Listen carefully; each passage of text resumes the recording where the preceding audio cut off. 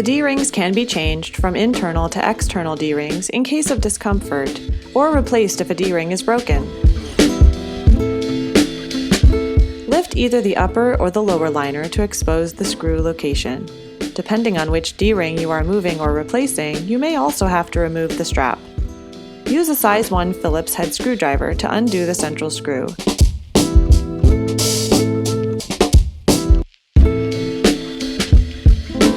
Remove the D-ring and screw. Remove the post. Place the D-ring with screw into the hole on the outside of the frame. Place the post inside the D-ring and slide the two together. Fasten the screw. Be careful not to over-tighten. Reattach the liner.